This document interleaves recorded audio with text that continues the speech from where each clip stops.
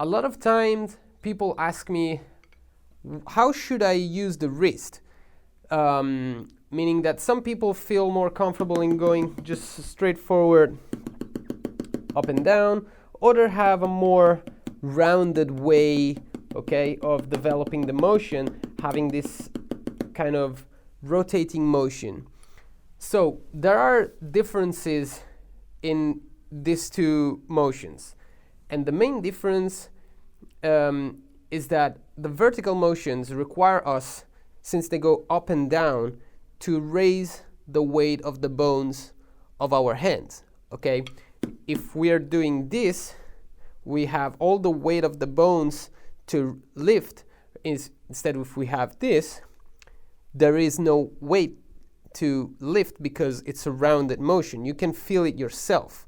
Okay, you can try this right now while you're watching the video and see if what's the difference between this and this. You will feel this motion way lighter, or like, yeah, effortless, in a meaning of lifting weight, because of course, this reason. There's no lifting in the lateral motion. With this said, using lateral motions, even though it would be there would be less effort in literally like moving the wrist in this way, it doesn't mean that it's better or it's faster.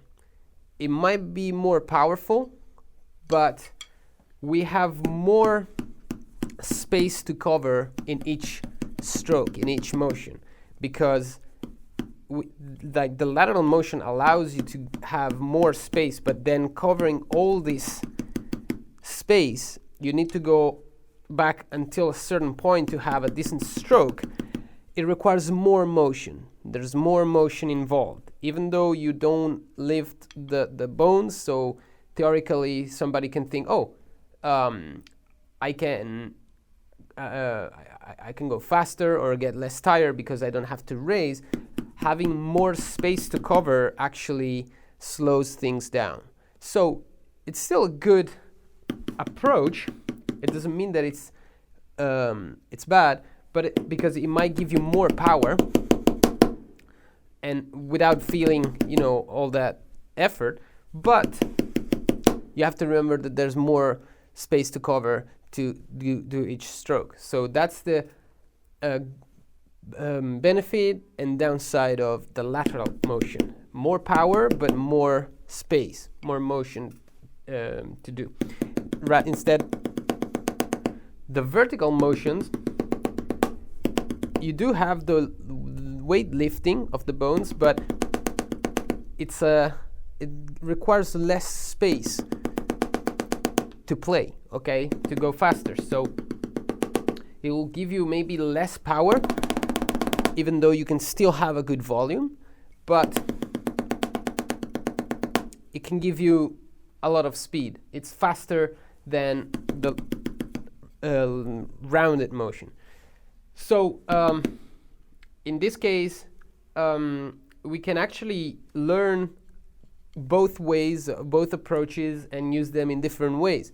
For example, of course, when you will play on the ride requires us to, being all the way to the right, it requires us to have a more French grip position of the hand. So it's good to have them both, and then when we go on a snare, we can shift to the more German, or if we want more power, it's more convenient to do this rather than using the whole arm. Okay, so there are different ways of doing this. The way I see the two ways of using the wrist motion, so the vertical and lateral one, is that the vertical one, it's basically a German grip. Instead, the lateral one is a French grip way of using the wrist, which can sound weird. This is not something that I've never heard anybody talk about, but it makes sense for me when I develop the motions to think of this is the arm motion in the French grip, this is the wrist motion in the French grip, and this is finger motion in the French grip. Instead, vertical motions, German grip, arm motion, wrist motion, and finger motion. Okay, so that's why I call this the French grip way of using the wrist.